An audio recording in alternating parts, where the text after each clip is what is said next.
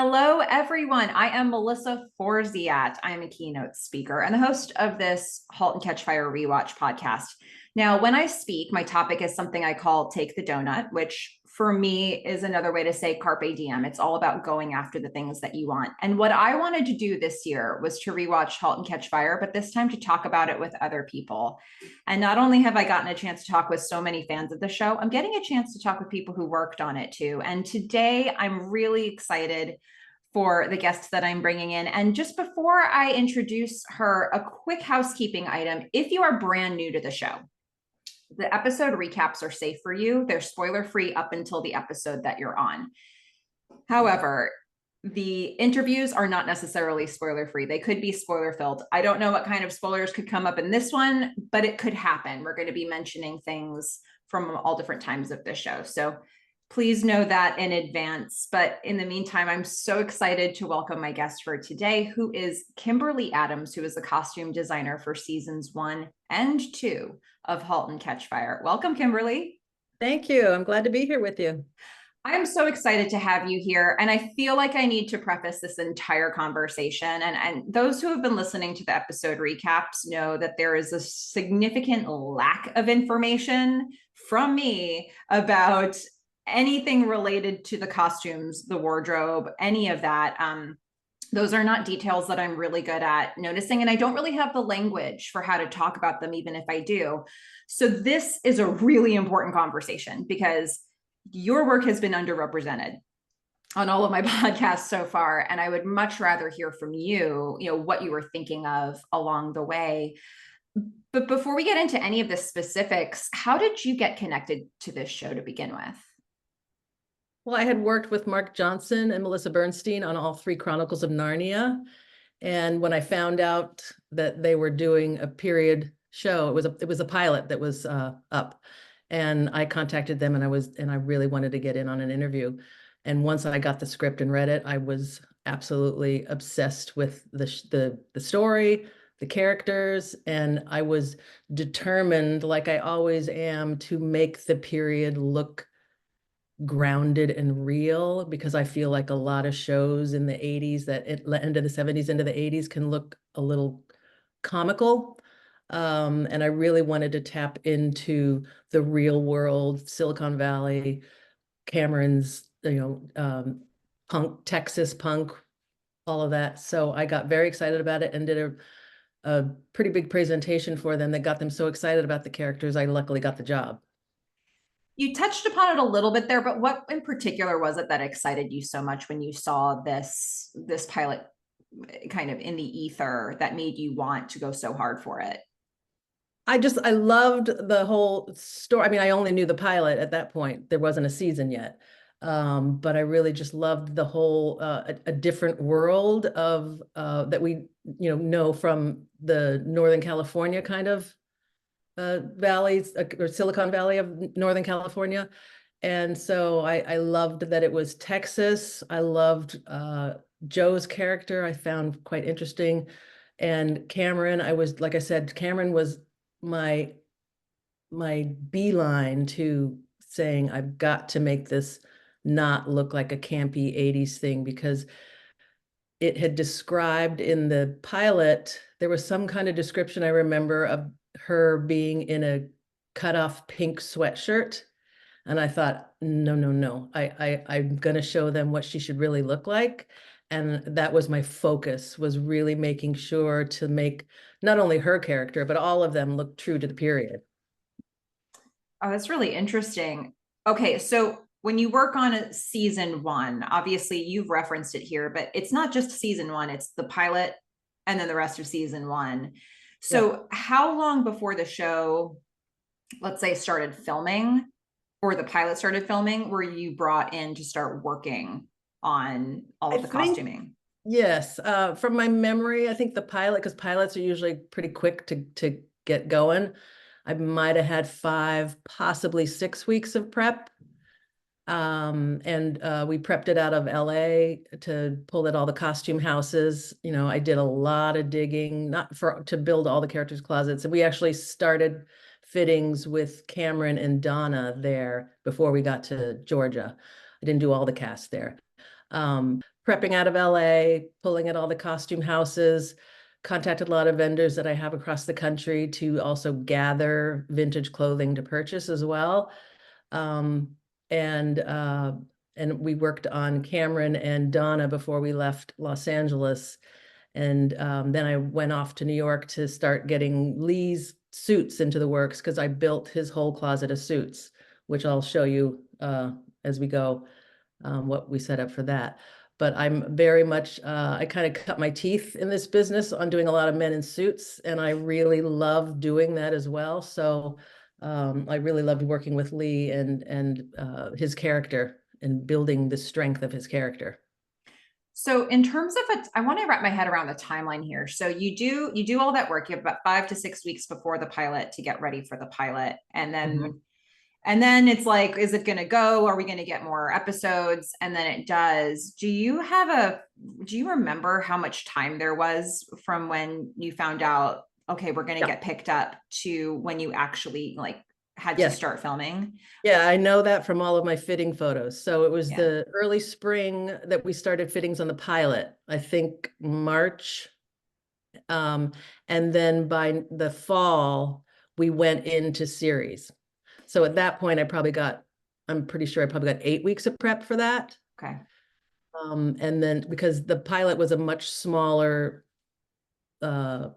build of all of those closets, because it was just one episode. Usually, and also just so everybody understands, these days in television, because that was back in 2013, and that was pre the big Netflix content type of stuff. So it was still a little bit old school television making, much different from today. So it's not normal these days to as much to do a pilot and wait to hear if you get a series order. It's usually a season order. So that show, we did the pilot, wrapped it out by the end of spring, and waited to hear. So when we got back into it, like I said, we have about 8, probably maybe 9 weeks to prep it, which entails the tear sheets that I do, which we can discuss in detail. I create tear sheets, which I did for the pilot, and I also did for each of the seasons, where I create visual boards that lay out the looks of what each character's world is like, the background stuff, and all of the information that me and my department need in order to build these closets, because basically you need to understand that every single person you see on screen has a closet built for them.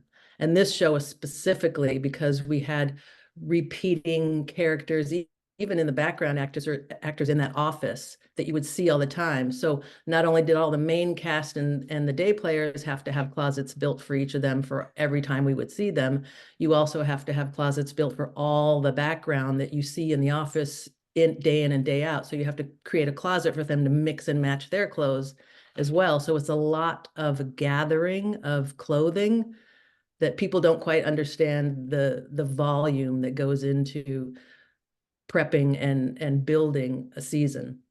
You're giving us a sense of it, but let's get more specific. What kind of tasks are involved when in your overall role? Like, are you managing people to help you with that process? Oh, is it very yeah. much in your head? What did sort of the flow of tasks look like for you? Yeah, I mean, basically you start by reading the script, breaking it down, doing a breakdown of everything. So let's say for the season 1, we didn't have every single script, but every script that we did have would be broken down, and to understand how many times we're going to see people, where they're going to be, what they're doing, if they're going to have to be stunted to get multiples for that, things like that.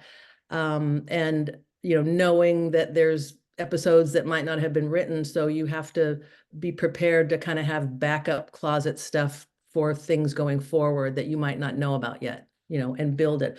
But so you start out by laying visually, like I said, my tear sheets are the beginning of that, because that's where I personally work out a lot of the details on a character.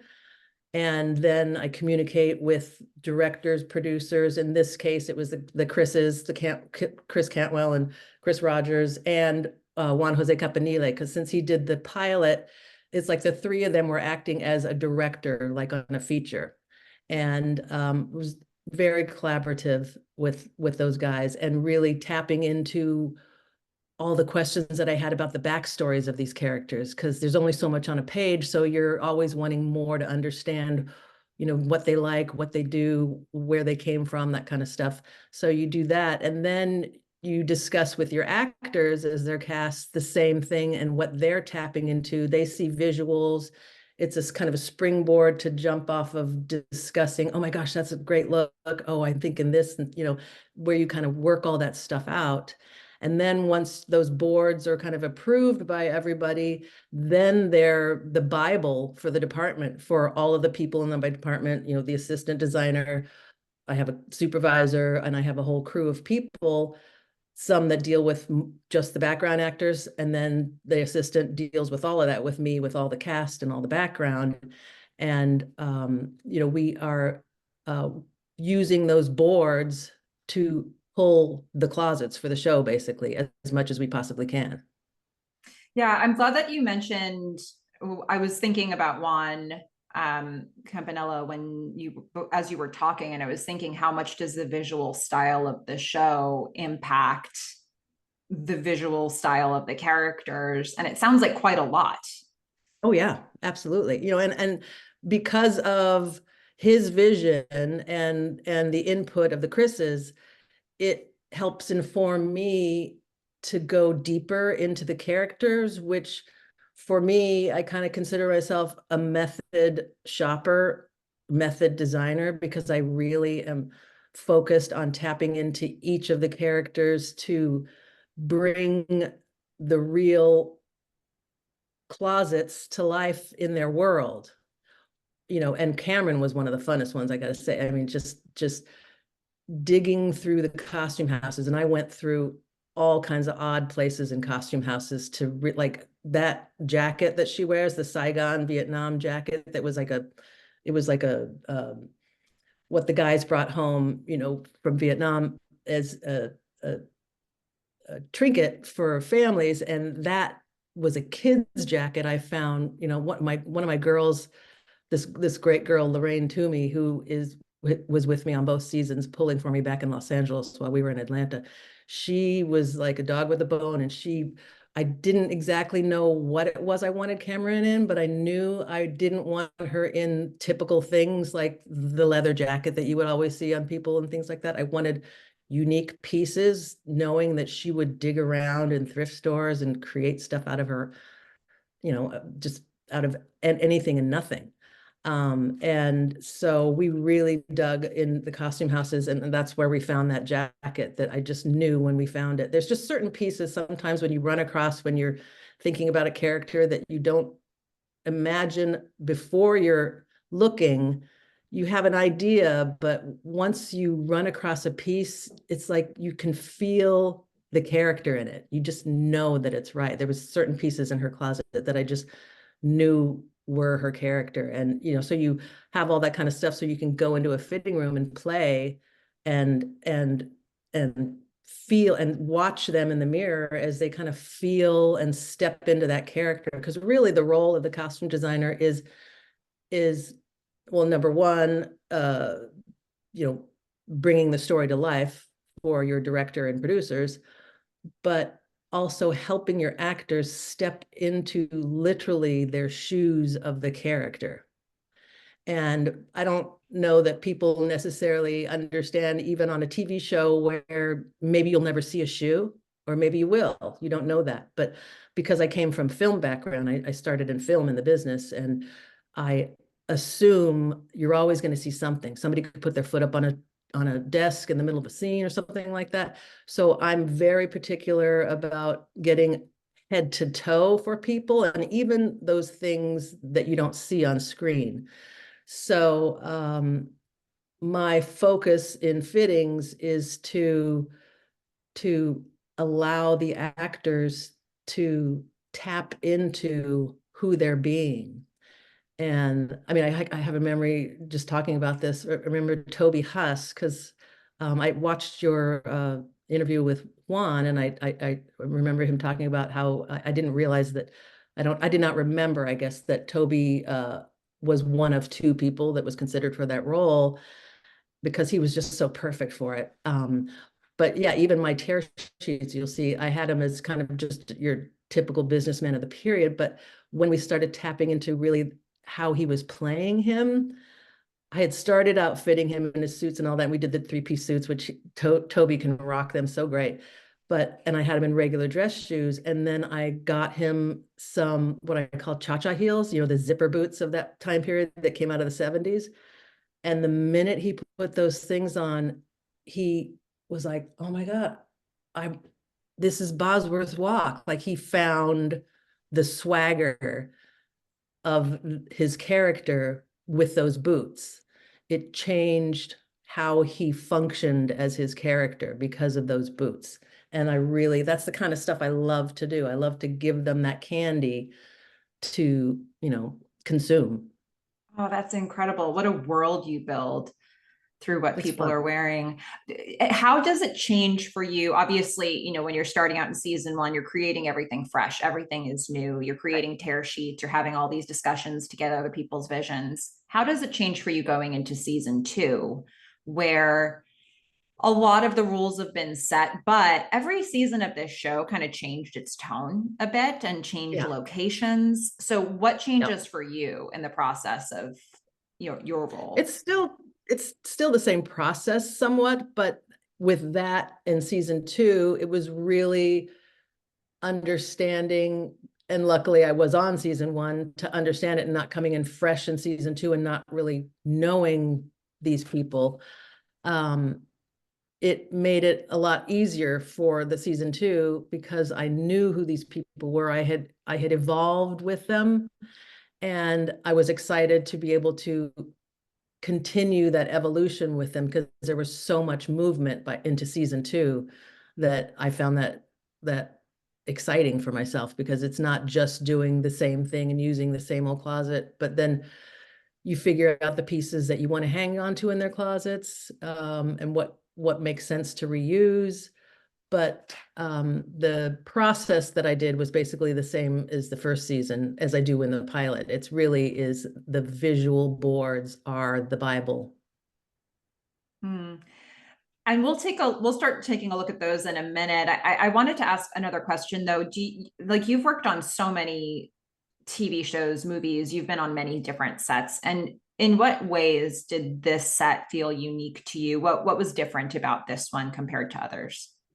Yes. Well, like I mentioned, that was back pre-world of Netflix content. And my biggest memory of that was it was such a great collaborative process, especially on the pilot. It felt like making a movie that was just a small little movie. And the the collaboration between the awesome Chris's and Juan Jose Campanile was really great. But not just those guys. The producers were super supportive. The writers were involved. So, and when we were in Atlanta in the spaces, the writers, that was a time when the writers were on set for their episodes. So the connection with the writers, being able to communicate with them when I had questions about characters, was really great, which doesn't happen anymore in these days. You don't get the kind of time to do that stuff in the way TV moves now. But that show, not only was it a great collaborative process, but we also did, like I said, pilot was first, and that's not the way it works now in these days. So the pilot being first, and then when we went into season one, we were shooting one episode at a time. Whereas today's television world is the normal is you're shooting the whole season, which is called crossboarding, or you're block shooting, which is 2 to 4 episodes each shooting period. So it's like hyperspeed TV making. And that show, I really do remember that between the collaboration and that we did it, like I said, old school a little with television. We had what was called tone meetings, which is before a production meeting. So every episode, there was a tone meeting that was the director, the main producers, Melissa was almost always in those, your writer for the episode, and then all the department heads, so that you could discuss, we would walk through scene by scene, the script, and discuss the needs, if whether it connects to stunts, even stunts was there, and all that kind of stuff, and what was going to happen and stuff, so that everybody could then go back and budget out what their needs were based on that meeting, turn in your budgets for the episode, and then you go into production on that episode of prepping for it. And it was a really smart way of working and taking the time to do that, because there's so many things that get worked out that you can get yourself prepared for, which ends up in the long run also saving money. Whereas these days, you're lucky to even get a production meeting when you're doing 8 episodes or 10 episodes at one time, and everybody's scrambling, and you're, like I said, you're lucky to get a production meeting. Sometimes I've even had shows where there's not even enough time for production meeting anymore these days, because it moves so fast. So that show, it was nice because season 1 then allowed those characters to organically evolve, where that can't necessarily happen when you cross-board a show and somebody has to walk in and do a scene that's episode 1, episode 8, episode 9, episode 3, and trying to tap into what's going on in the characters, in, what that character is feeling and doing in each of those scenes. So shooting per episode allowed that show to have that natural evolution of each of the characters, which I think is part of the strength of it, is that probably we couldn't have tapped into that as much had we been doing them all at once, and it would have been a faster pace.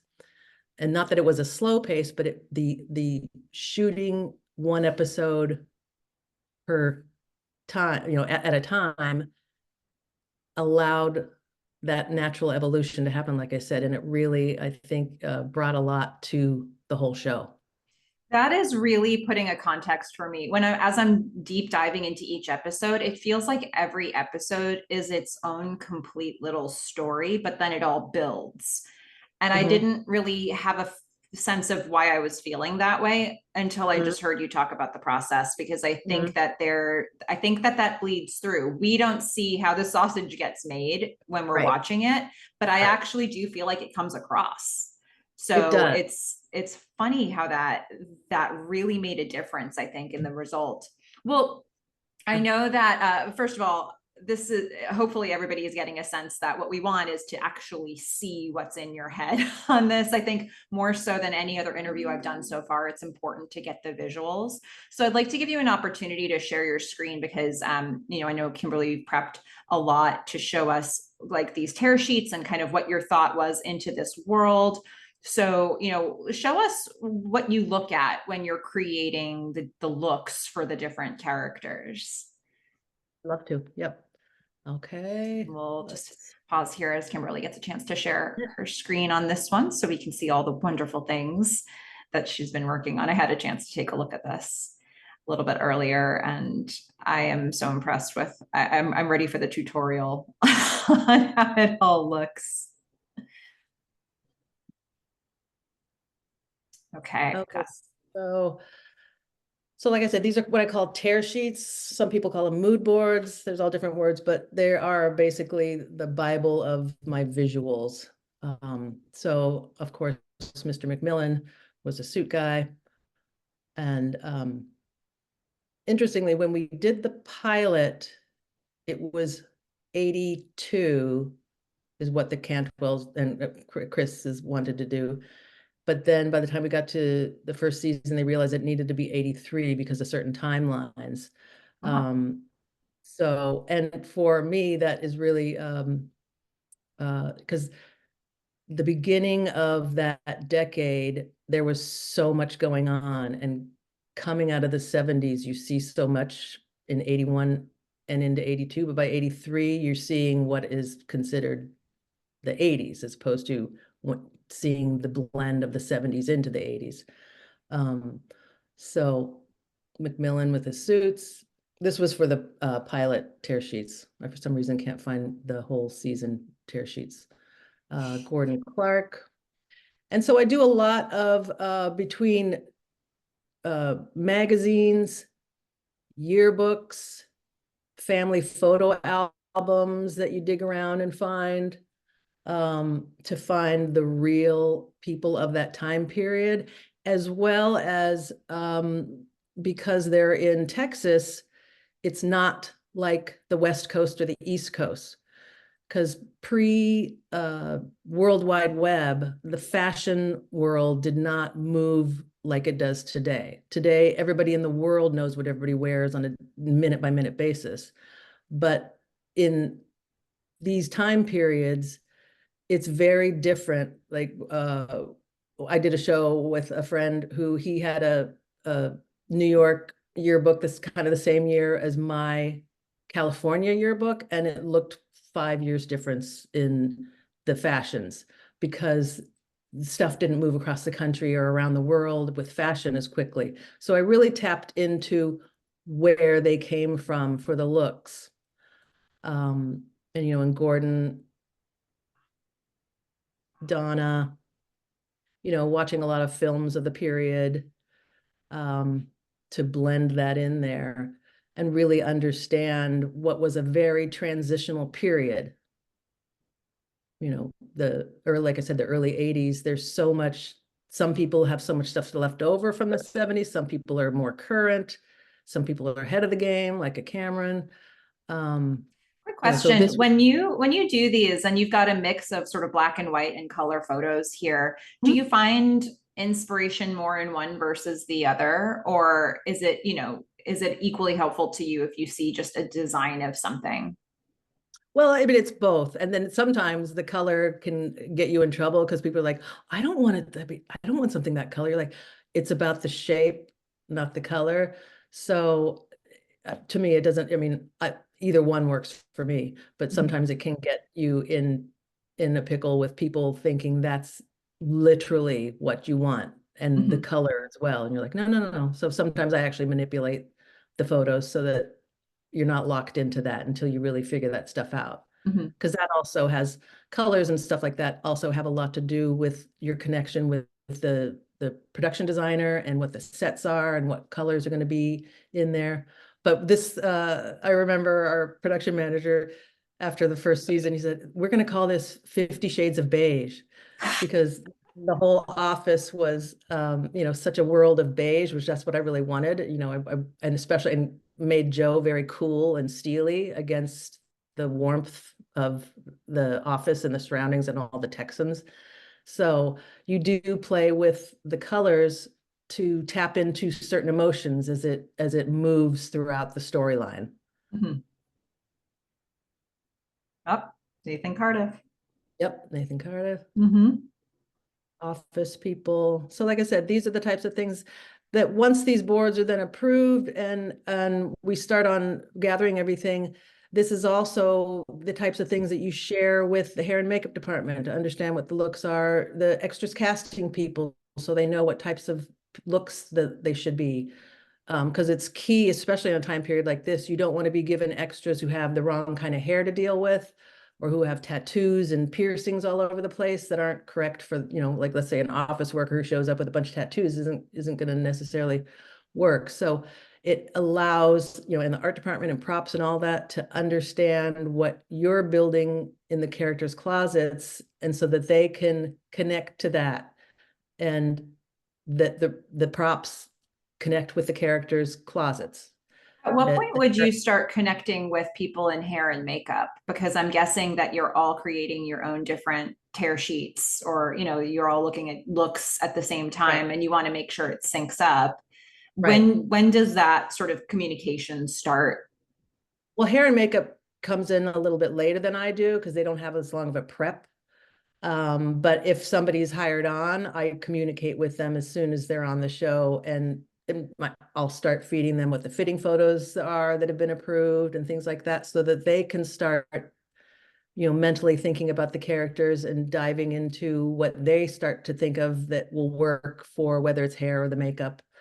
And then they create not that they create their boards from mine, but sometimes it allows them to understand further what a character is before they dig into their research and doing what they need to do. That makes sense. So it's just helpful for everybody to utilize these sheets, you know, and it's not set in stone, and things, like I said, can evolve as you go, but it's a base to go from to understand what things look like and what things should look Oh my like. gosh. You know, so It's amazing how much work goes into some of these things, because you have these things that were just moments, really. Like racquetball, we see Boz in a racquetball setting for That's such a a fun one few to do. minutes, and you have to create this whole world there. It's amazing. Yeah. But that's the fun part of the job. You really, it's because it's a challenge, and you're determined to make it look right. So it makes it fun. So yes, like I said, lots of Sears catalog stuff, lots of magazines. I mean, I have so many period magazines, because it, especially at that time, there wasn't as much stuff out on the internet, so you weren't really Google searching for research then. There was still, because I mean, when I started in this business, these kind of tear sheets that I did, you went to what were called picture collections. And they were literally in Los Angeles. We had a couple of them that were magazine and newspaper clippings and various things that are all categorized, let's say, by telephone workers or office workers in a certain place. Like they're broken down in categories, and we would dig around in physical files of photo files. Nowadays, there's so much Google stuff, but I still feel that, like, going back to magazines and catalogs and the real thing, as opposed to finding what the internet world has of this now, is two different things. So I subscribe to this service that I can tap into yearbooks in any part of the country for different time periods, so that you can really see what people looked like in that area of the country. It just makes a huge difference than what has become the world of the internet and Googling everything now. So Oh, this that is was it for wonderful. one. Okay, so those were the tear sheets. Yeah. But do you want to go to the other stuff? Let's do the other stuff. Yeah, let's look at it. So then the lovely Carrie Bichet, who played Donna, was very excited to let me use some of her fitting photos that I laid out. So let me just get to that one. Here we are. Let me go back to, sorry about that. I gotta go back to the screen share. There we go. Oh, wow. Okay, so this was the pilot, and we basically just built her closet for that story. We didn't know that we had a season, so it was just for the breakdown of what happened in the story and how many scenes she was in and what she had to do and where she had to be. So her character, I mean, Carrie is just a dream to work with. And they all were, I have to say. There was not one that was not an absolute joy to work with. It was just such a great mix of people, and that doesn't always happen on every production. It's not as big of a collaborative thing sometimes, or it doesn't quite always work. But this show, in my memories of it, and I think most people have the same good memories, it was really a special mix of people, and we were all so focused on making these characters real and grounded. And Carrie was definitely one of them. We really wanted to tap into the details, her blouses, all the textures that you see and everything, and the colors. And this was the Can you last. actually go back? So I have a feeling that the way Zoom does this will probably blocking the rightmost picture. Oh, is it? So can you make the screen smaller on your side so that we can make sure we see that last one before you move on? It might be, I don't know if there's a way to just make the window Oh, I could just do this. Yeah, maybe. And then if you can slide it over just to make sure we can see that one all the way on the right. Like if you can sort of move the whole window over, yeah, Does in that that work? direction, a little bit more. It'll that way. Yeah. Oh, perfect. Okay. So I think that should be enough where we can all see that last one too, just in case our images were Great. blocking. Mhm. That's awesome. And then I think you had another page of this that you wanted to share. This was the last day on the pilot Oh, shoot. She's just an absolute sweetheart. And I don't know if you guys realize that the kids in the pilot got changed out when we went into the season. This was a family photo that we did. I was determined to do a still photo of the family where the girls wore matching dresses that was so of the time period. So then season 1 was, again, like I said, the blouses and the texture. I really dug everywhere to find the really special pieces, which that one in the center, that I mean, that was one of Carrie's favorites. She had said to me, she goes, that's my all-time favorite delicate blouse. That blouse had to survive because it was a real vintage piece that we dug out of, I think, Western Costume, I believe. And it was a oneer. And it was silk. So silk does not last, especially when if it's been sitting in a costume house, it can be dusty. And it had to survive. I think it had to go through a second episode. So it was one of those delicate pieces that we had to be very cautious with, but it was such a great piece on film. But with all of her stuff, I always wanted to find really nice little details and all the texture and everything. But I mean, she just falls into the time period. She drops right into this period so beautifully. And then by season 2, wanting to kind of build on the strength of her character and where she's going in her world.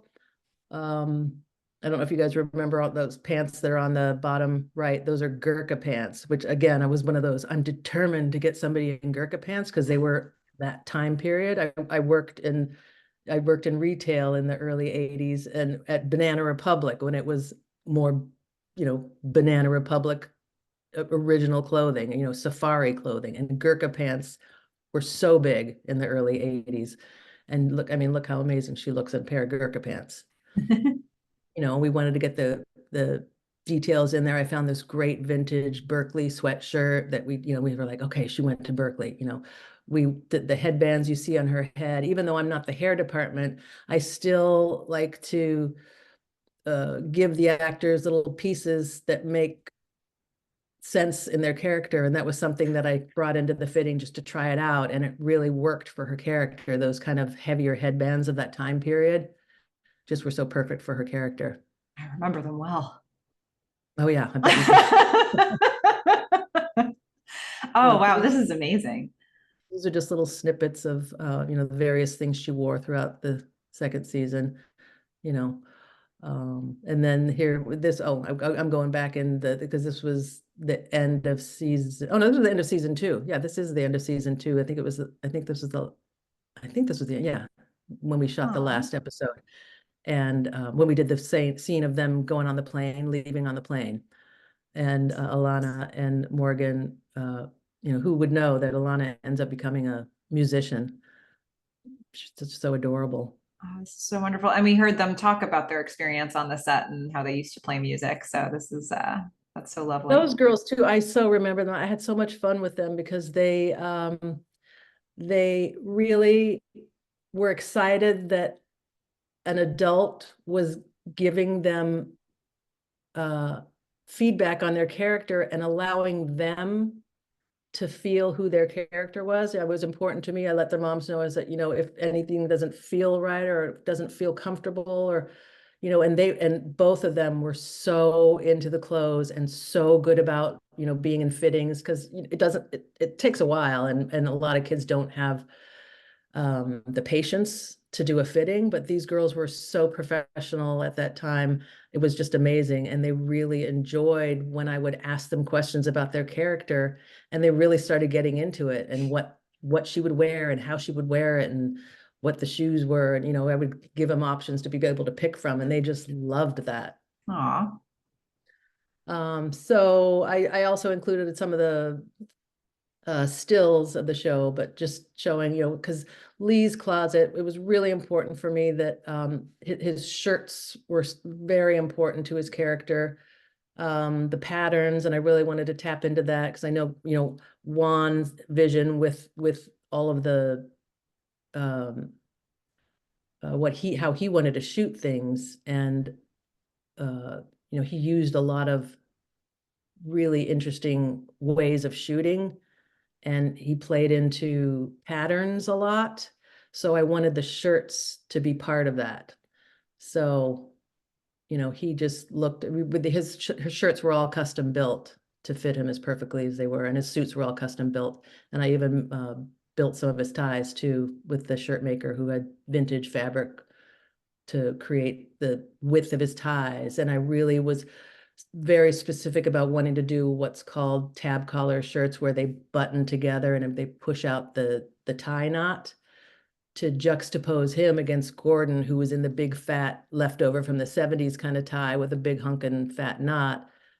So this was basically what I laid out for Lee's closet for that season, of building him so many shirts, what ties could work with it, and to work with all of his suits. So see, here's a juxtaposition of the beige world of Gordon and the cool, steely world of Joe. I wanted him to be the coolest thing walking into that office, so that he stood away from the rest of the office people. And Lee can wear a suit so beautiful. Really. I mean, it's my job to enable the actors to feel right for who they're playing, down to what sock it is, or even sometimes to what's in somebody's pocket that you might not see, or what kind of underwear they wear as a character that makes them walk differently or feel differently or whatever it is. And like Gordon, but Scoot was so into, he loved the idea of like a bunch of stuff, because I told him my dad used to just have so much stuff in his pockets, and he just loved having, he got the props guys to give him specific stuff so he could have junk in his pockets, that was just part of his character. Mackenzie in the beginning, but see, there's those tab collar shirts on Lee that unbutton, and I just wanted those kind of details. But I mean, the blouse on Carrie, There it is. The texture of that thing just worked so beautifully. I'm so grateful that thing lasted, because it was on its last thread by the time we finished shooting with it. So here's the girls earlier on. But it was just really fun working with all the characters and all the office actors, as well as even the office background of, because you had a bunch of people in an office that also had to have their closets built so you could have them change outfits for the different scenes. And those people too, it was even the background was part of the whole collaborative process. We would talk about their backstory, and if oh, you're divorced, and or whatever the backstory was, and they would really tap into that, and that would help us build the kind of closets for that character so that everybody had their own way of dressing. But yeah, that's the jacket that I was talking about that we dug out of a costume house. It was a kid's jacket. But this was the meeting, the big meeting. And Bosworth was just, I always, with his shirts too, I really liked him being in all the colored shirts of the time period. So, and he just rocked them so great, the yellows and the greens and all that. But see how Lee is Very known grayscale. cool, and everybody else is, the 50 Shades of Beige. Yeah. But I mean, he just was so, I Oh, mean, see what I'm saying, shoes on a desk. And I think, yeah, Toby just is an amazing actor and amazing visually too. I think one of these days I would love to design a show for him, because I know he's going to direct at some point. He's just got such a great eye. This was when Gordo got his Porsche. But yeah, that was just some of the basic ones. Yeah. Oh, this is fantastic.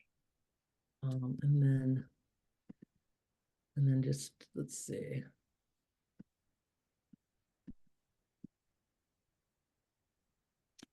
Is that okay that it's in a full screen? Yeah, that's fine. Okay. So then in season 2, it was just really fun, like I said, to evolve with these characters as they sort of moved into a different time period in their lives and changed their all their looks really did start to evolve. So this was the Plus, Lee Pace goes into like sweats and casual wear at a certain point in season 2. That must have been a huge shift. Yeah, yeah, absolutely. And we even, we would use a few of his pieces from the previous season, but we also ended up using some of his pants from his suits on Mackenzie's character that looked great, where she paper bagged the waist and wore that with a t-shirt. Huh. And I mixed a lot of kind of Japanese pieces into her closet and just the most threadbare, beautiful t-shirts that I could dig up. And again, Carrie was always texture. It was just, I really tried to keep as much texture and coziness in her closet. But I mean, the two of them were just such a great pair in season 2. And oh my gosh, the coders were so much fun to work with. All of those boys were just an absolute dream to work with. Like I said, there was not one, there's not one turd in the punch bowl on that show. Every single person involved was just so excited about the stories and being the characters that they were playing. And these boys just had so much fun. I mean, I still keep in touch with some of them, and Mark, who I've worked with on a few things, just such great characters, Wow. but just that these two girls were just such great people to work with, and they really had a great relationship personally as well, that I think again that all of them did. And again, that was part of these characters being even more special because they had time together to sort of work on all of their characters and how they played off of each other. And I remember them on the weekends. I think a lot of the main cast got together and would look ahead at the next episode together. And I think that too is part of why there's so much in the show that you don't know all of this stuff that happened in the background, but that enabled it to really be special. It's interesting that you mentioned that you were putting some pieces on Mackenzie Davis that had sort of a Japanese style or influence to them, because ultimately her character is going to move to Tokyo. I know, and we didn't know that, which I think is so interesting. It's like, I don't know if that was planned. I don't remember any of that being, because you usually have no idea, but who knows if the Cantwell and Rogers did, but it's really interesting that it did happen. Like you sort of set up for it unwittingly. It's amazing. Yeah. Yeah. I just love this juxtaposition. Lee is always just too big for the chairs he's in. Yep. It's my favorite thing in season 2. He's too big for every chair. Yeah. Oops. Yeah. And Bosworth, he loved this sweater. When we tried this on, he just tapped right into this thing, which seems so not, you wouldn't think that it worked, but it was like, oh my gosh, this works. It really is his character. Oh, am I going the wrong way?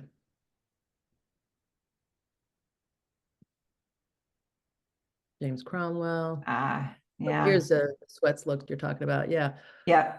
Which was really fun to kind of figure out. Lee and I worked a lot in working out the details of what felt right on him. And I loved doing this one. Gordon in that tracksuit. Such a good one.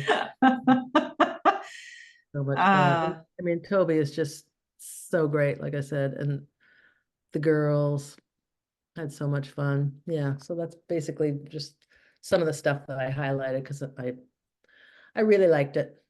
Were there any particularly challenging scenes or episodes for you when it came to getting the looks the way that you wanted them? Well, I think scene wise, it's hard to say because there was, so many different, 20 different episodes. But my memory of the biggest challenges was, like I said, was building a big enough closet for all of the people involved and having the right pieces to build that closet. I think that was the biggest challenge to me. Like I said, not only the actors, background, all of them, everybody had to have full closets to enable them to move throughout all the various episodes that they're in. So that's my biggest memory, was that gathering the amount of clothes needed to build those closets. Yeah, that's a huge volume. Well, you've mentioned some people along the way, but I just wanted to give you an opportunity as we wrap up. Is there anybody you want to acknowledge from working on set with them, cast, crew, whoever? Are there any unsung heroes, people that you remember that you'd like to shout out here? Maybe you worked closely with them and want to make sure we know their name. Oh, you mean like on my crew? Anybody that comes to mind, could be crew, could be cast, could be, whoever you worked really closely with. Well, I mean, shout out number one to the cast, because I loved, like I said, between Carrie Bechet, Mackenzie Davis, Lee Pace, Scoot McNairy, Toby Huss, like those guys to me were, I was so passionate about helping them be their characters that I really appreciate that I was lucky enough or honored to be able to help them step into the character's shoes. I really appreciate how great a collaborator that all of them were. And with my crew, I mean, I had an awesome crew both seasons that carried through. My supervisor Devin and you're catching me because I'm like, oh, now I got to remember everybody's names. Oh, well, that's okay. I mean, it's so great to hear about all the people that you worked with, and, all the so much goes into this process. I mean, Yep. things that don't even, you barely register for a moment in the show took, a whole world building process for you. So, this was so great to hear all this. What, is there anything that you're working on now? What are you working on that you can share with us? I'm in between stuff right now after coming off of our problems last year. So can't talk about what might be coming up, but hopefully it will be starting soon. Well, we'll be on the lookout for that. But thank you so much for taking all of this time and digging back through the files to find all these images for us. This was fun. such a blast to see what happens in your brain as you're putting a show like this together. Yeah, it was really like I said, a really fun experience, and it's a good memory in my career for sure that I'll never forget that show. Oh, it's so wonderful to hear. Thank you for doing this. And to everybody who's watching this, go out there and watch Halt and Catch Fire. Goodbye, everyone. Thank you.